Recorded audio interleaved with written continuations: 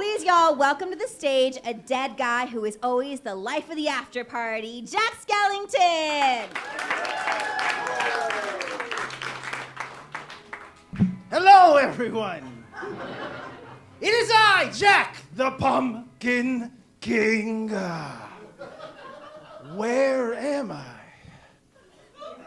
I was supposed to attend a roast.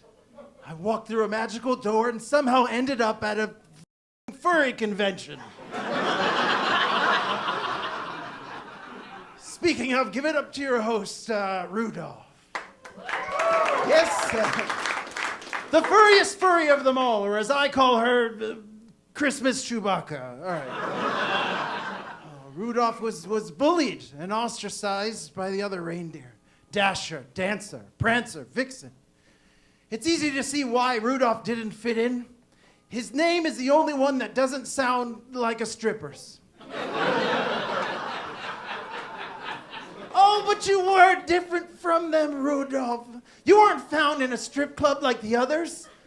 No, Santa clearly picked you up in the red light district. Giddy up, Jingle Horse. Oh, look, it's the little drummer boy. The story goes that the little drummer boy had no gift for the newborn Jesus, so he gifted them with the playing of his drum. I don't know much about babies, but I can tell you one way you don't soothe them to sleep is a drum solo. No, every good parent knows you use Percocet. And any G. All right. But so ingenious, a drum performance as a gift. The next time I go to a birthday party, I'll just say, I'm sorry, I couldn't afford you a gift card, so here is Wonderwall. The story of the little drummer boy happened in ancient history, making his drumming the first ever Christmas carol. But it was so horrendous that it made Mary the first ever Christmas Karen. Jesus ended up born in a manger because it was the closest thing Joseph could find to a manager.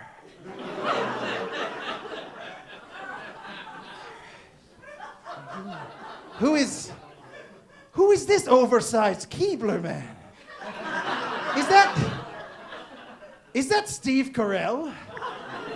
Sorry, I often get you two confused because everything about you screams 40-year-old virgin. In the movie, Buddy the Elf entered the U.S. to live and work without a proper visa. Walking all the way to New York. That is just crazy. It's crazy. Because if he had simply entered through Texas, he could have gotten a free bus ride. That's true. It's simple logistics. But seeing you and Santa reunited tonight fills me with feelings. When I see you two weird virgins standing together, I feel like I'm at Comic-Con. This is weird as shit. I hear that someone on this dais is frigid and fragile and has to be carted off after Christmas so that they don't thaw and melt away. Yes, I'm speaking of the round one made of ice, Mariah Carey. Mariah was famously married to Nick Cannon and birthed 2 of his now 12 children. 2 out of 12. 2 out of 12. That seems low until you realize that 2 out of 12 is also the number of months we're forced to listen to her terrible song. Sadly, Mariah is now divorced, single, and lonely. Mariah, if you want, I can introduce you to my friend the Easter Bunny. It's appropriate since your type is unavailable men that go from place to place leaving cream-filled eggs.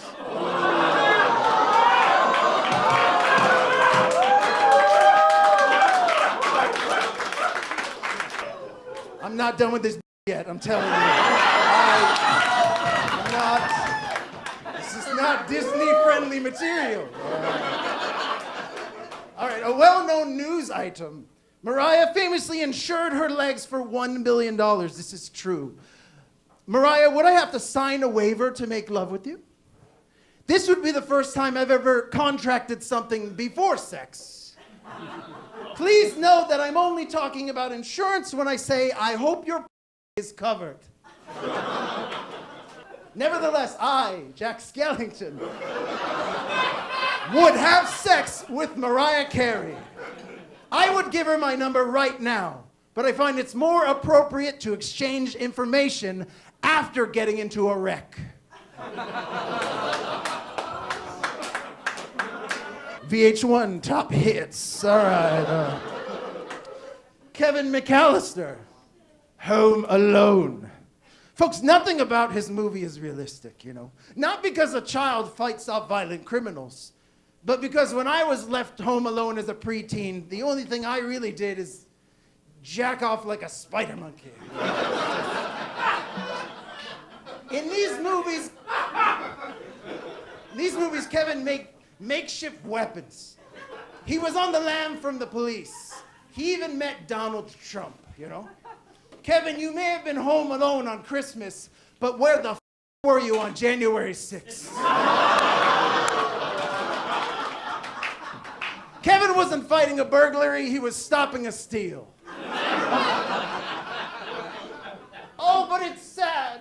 All the fame from the Home Alone movies eventually turned Kevin to drug addiction. You know? Look what you did, you little jerk. And Kevin, you're such a disease aren't just famous quotes from the movie, but also from his intervention. It's sad, really. Give it up for Frosty. Frosty is here. Frosty. As the legend goes, Frosty was brought to life by a magic silk hat. What a shame such powerful necromancy was wasted on a dancing snow cone. Why, that magic could have been used to revive any number of worthy dead things, like Buddy the Elf's mother, Macaulay Culkin's career, or Joseph Biden. Frosty reminds me of a New Year's resolution. Because after February, he completely falls apart, and all that's left are clothes that don't fit anymore. And a carrot I'm never gonna eat. Look at you, Frosty. Silk top hat, scarf, tobacco pipe. You're one ironic tattoo away from opening a vape shop. You hipster margarita machine. Why do you always look homeless? Did they finally defund ICE? That one is a thinker, all right. Frosty's made up of so much dirty powder, Kevin keeps trying to snort him. But I read about you, Frosty. I read all about you. It said you took a child up to the North Pole, and that every April you disappear without a trace. Okay, that's international trafficking of a minor. Possible tax evasion. I couldn't tell if I was reading your bio or P. Diddy's. I couldn't. All right. And now for the man of the hour, Santa Claus.